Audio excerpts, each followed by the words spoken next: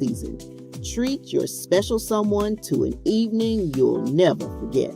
New Bethel Christian Church invites you to You Light Up My Life, a romantic evening for couples featuring smooth jazz, a delicious dinner, entertainment, and a fun-filled night to remember. Join us Saturday, February 7th from 3 to 6 p.m. Arrive in your semi-formal or formal best, ready to be swept off your feet. Just $50 per couple gets you the full experience. Romance, great food, live entertainment, and an atmosphere you won't want to leave. Seating is limited, so don't wait. RSVP by February 4th by calling 919-274-8082 or 919-272-8822 and pay by check, Cash App, Zelle, or PayPal. You Light Up My Life. February 7th at New Bethel Christian Church, 4307 Old Pool Road, Raleigh, North Carolina. Because love deserves to be celebrated.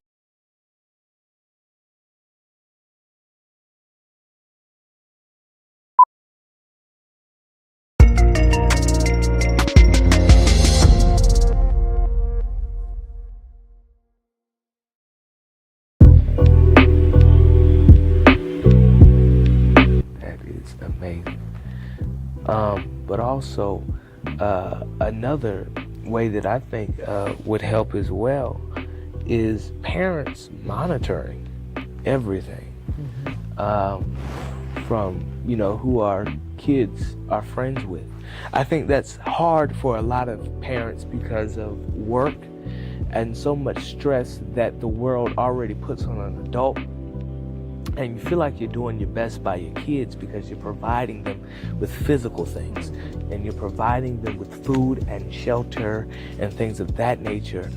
But I think also taking that next step of finding out who our kids hang out with, finding out that circle that they're involved with, how they're doing academically, how were they doing in social settings, do they have these social skills? I think that would also help in a way as well, of just checking in on the environment outside of the home that our kids are constantly in. Well, you present a big challenge because you said earlier, parents work. Right. And many of them work 2 or 3.5 jobs to provide a lifestyle that they didn't have for their children. And so the parent has to battle with the guilt of being away versus the guilt of not giving them the best of the best. Right. So that's a dual struggle internally within the parent. And then it's sometimes not until the child or the young adult or youth do something outside of what they thought that they were modeling that would get the attention of the parent. Right. So to your point, as hard as it is, even if the check-in time is when the daughter or son is grooming themselves for school, or even when the check-in time is late at night. Because like you just said, kids are active on social media, they're up, Right. So no matter what time it is, find that common place to do a quick check-in. And also, and this is hard, but I'm going to say this, because social media is out there and it sometimes exposes our youth to things that we have not had time to address. We have to be honest about what the outcomes are. Right. Even if we're using our life story or our family's life story, and have them go actually talk to the people. In many life stories there are gangs. In many life stories there are mafia-style setups and situations. Yes. In our life stories, there were prison sentences. In our life stories, we lost arms and limbs in war. Yes. We need not to be afraid to tell them those stories or take them to a place where someone can tell them. Yes. I'm a big proponent of connecting with people who were in gang activities and having them come as part of your ministry to talk with those individuals that are entertaining that, or people who are, I'm just selling drugs because I need to help my parents out. Right. Talk to some individuals who've done that very same thing, and what are some alternatives. So bringing in people that have gone through the challenges, even if the parent has never experienced that, through connecting with programs like yours, would be most helpful. Because those are actual testimonies. And you talked about we need to get back to the testimony. Yes. So that would be part of that. Yes, ma'am. How would you you spoke a little bit earlier about the exposure of social media, that our kids are exposed to so much at such a younger age. So would you recommend that our parents go ahead and explain everything that our child could possibly see ahead of time, maybe at an earlier age than we would expect it, say maybe 10 or 20 years ago? Or would you recommend that our parents, as I've seen so many times, keep our kids in this bubble until once our kids are outside of that bubble at a certain age? Because I've seen it so many times where they're in a bubble to where once they turn 18 and they go off to college, they want to experience with everything and everyone because they've been in this bubble for so long.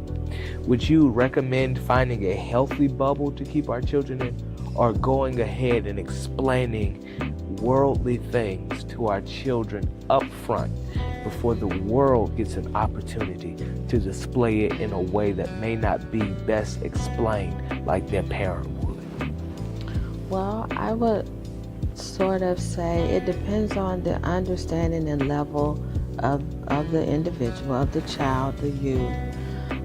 What I found most helpful in those cases is this.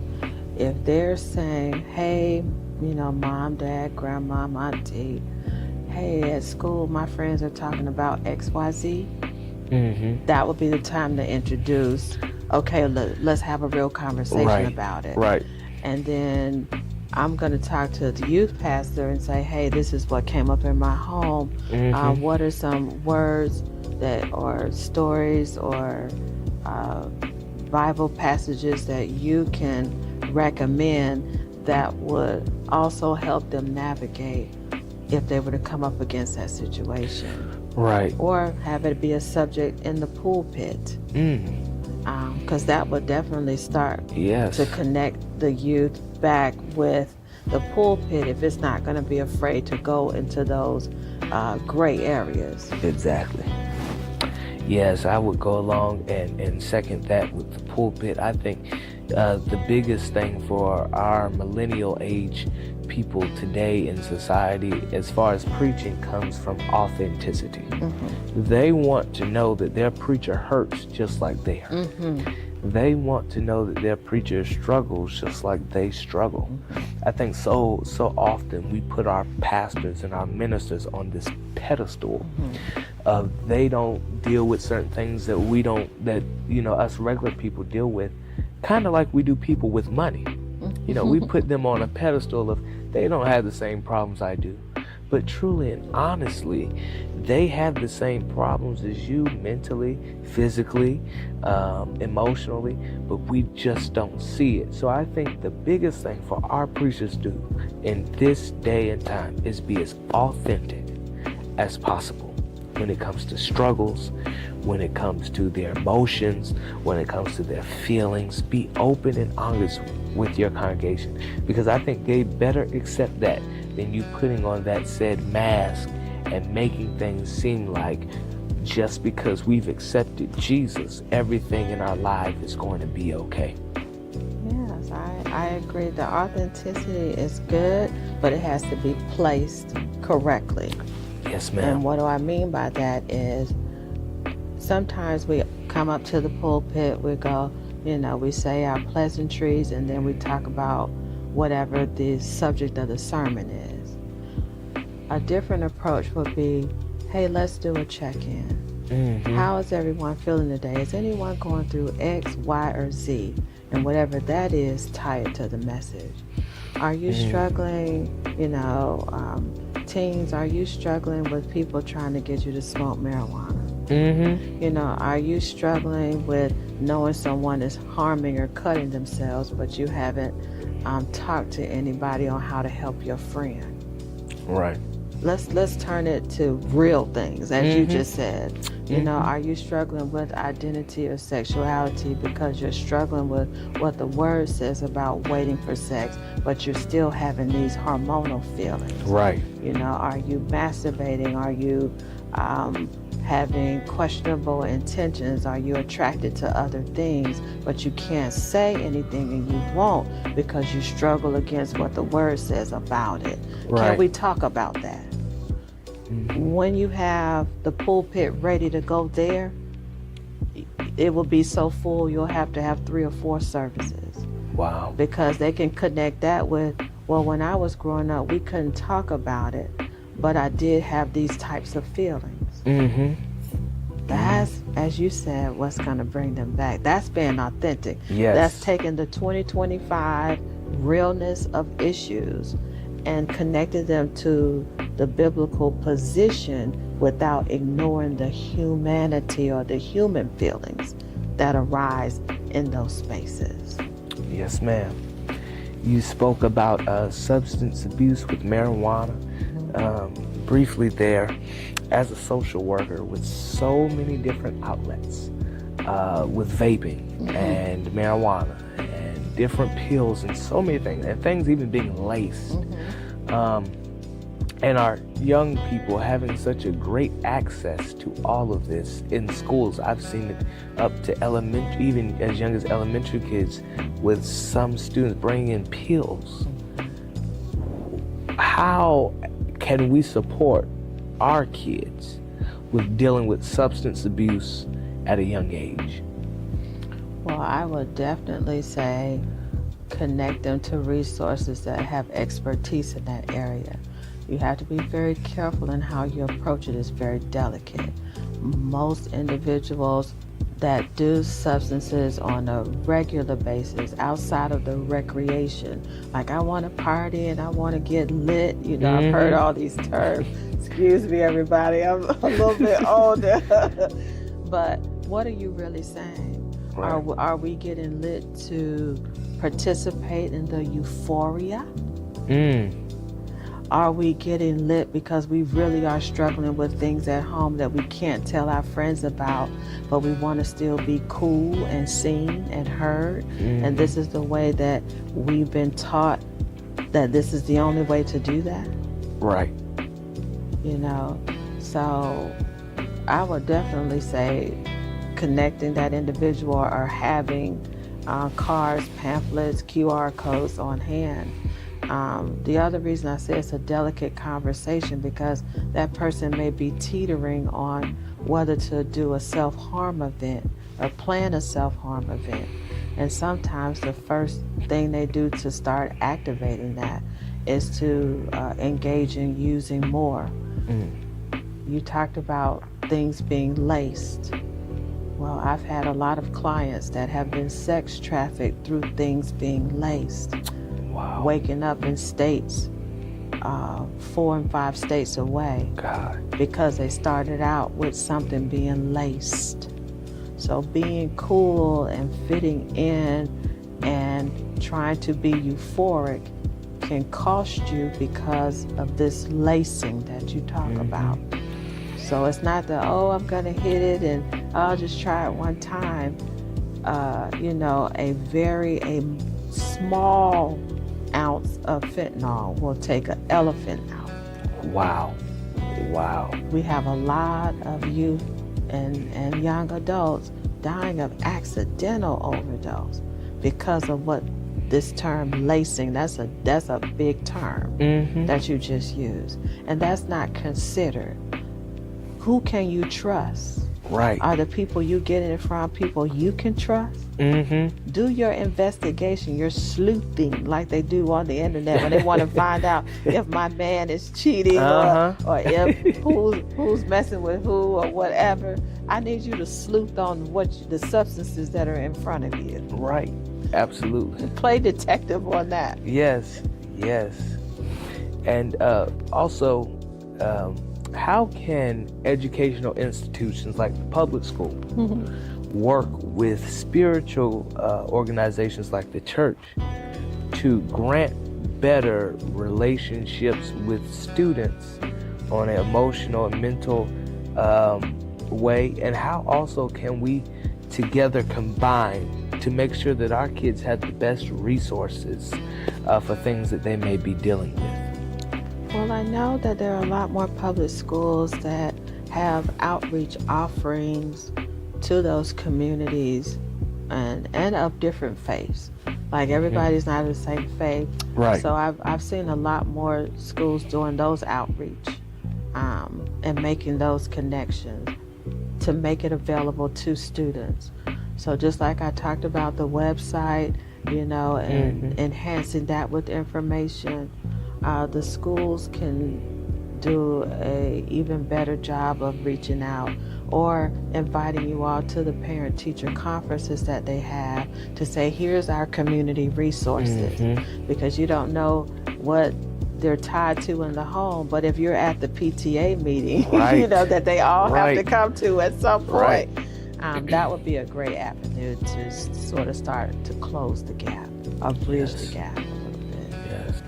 Thank you so much for being here with us and giving us your insight and all of your knowledge about what's going on in our communities and with our youth, both emotionally, mentally, and socially.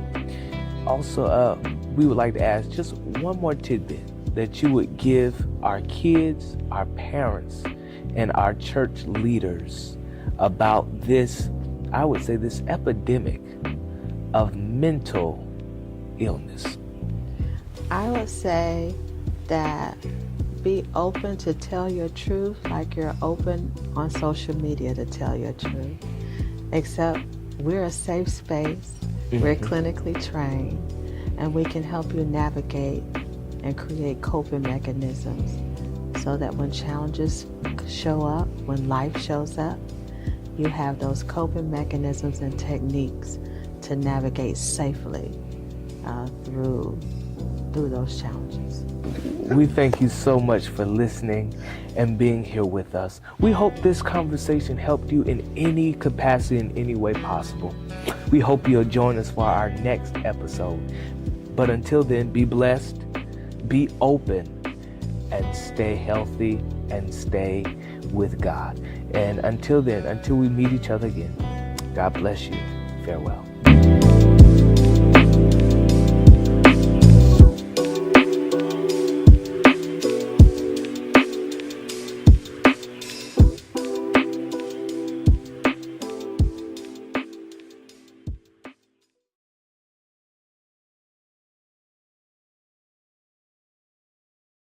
This Valentine's season, treat your special someone to an evening you'll never forget.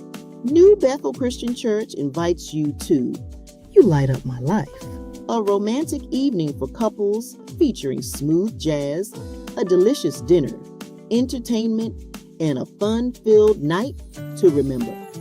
Join us Saturday, February 7th from 3 to 6 p.m.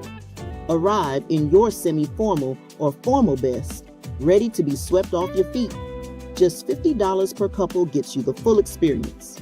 Romance, great food, live entertainment, and an atmosphere you won't want to leave. Seating is limited, so don't wait. RSVP by February 4th by calling 919-274-8082 or 919-272-8822 and pay by check, Cash App, Zelle, or PayPal. You Light Up My Life. February 7th at New Bethel Christian Church, 4307 Old Pool Road, Raleigh, North Carolina.